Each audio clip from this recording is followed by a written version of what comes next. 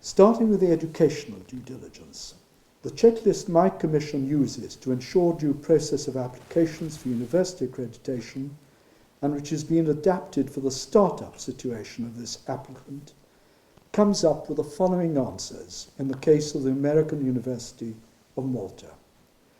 Was the evaluation panel set up according to QAC procedures? Answer, yes. Has the expert panel met regularly and been in regular communication to ensure that due consideration has been given to the AUM application? Answer, yes. Was the applicant informed of request for information or clarification in a timely manner? Answer, yes. Has the panel considered all the tests of eligibility of Regulation 47 for the consideration of a university application? Answer, yes. In considering the 7 tests for eligibility, has the expert panel been guided by and has it adhered to the guidelines issued by the NCFHE board for the correct interpretation of subsidiary legislation 327.433? Answer, yes. Specifically, has the applicant demonstrated that they have a strategic contractual relationship with an experienced and reputable higher education institution that ensures due process for all quality assurance procedures and integrity of outcomes in all core administrative operations of the applicant? Answer, yes, as I've already outlined in its relationship with Clemson University. Was the applicant's application in line with the requirements for top administrative and top academic staff that are named and fit for purpose, the minimum number of accredited courses or programs required for an application for university accreditation? Answer, yes. As I've already mentioned, Professor Ryder, the provost, the other senior administrative staff who will be employed from the start are the directors for human resources and quality assurance. Both are experienced and fit for purpose.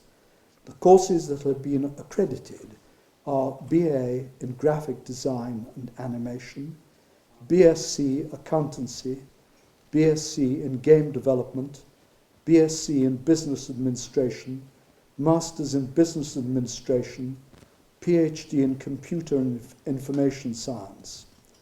Other course applications are presently being processed, but this list is sufficient in terms of the regulations to allow for licensing. Are the premises to be used with immediate effect, fit for purpose and in line with planning regulations? Answer, we are laying down specific conditions about this, as I shall explain in a moment. Does the applicant have a viable and sustainable quality assurance system that is fit for purpose? Answer, yes.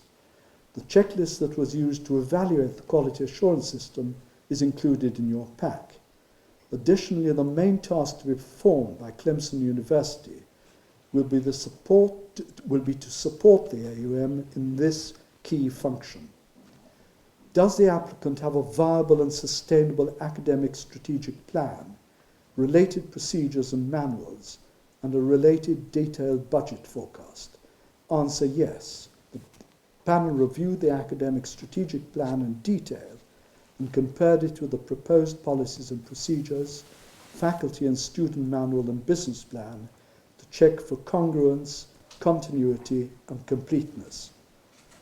Did the recommendations made by the expert panel in its report specifically address these issues, giving findings for each aspect and reasons for each recommendation? Answer, yes. The expert panel was in constant communication with the applicant, giving detailed feedback on what was needed to be addressed and revised. The detailed report that the panel presented to the Quality Assurance Committee, based on the template in your pack, gave detailed recommendations. Did the board have sufficient time to consider these Quality Assurance Committee recommendations? Answer, yes. Was the final decision of the board communicated to the applicant? Answer, yes. It has been communicated orally and a formal offer is being delivered today.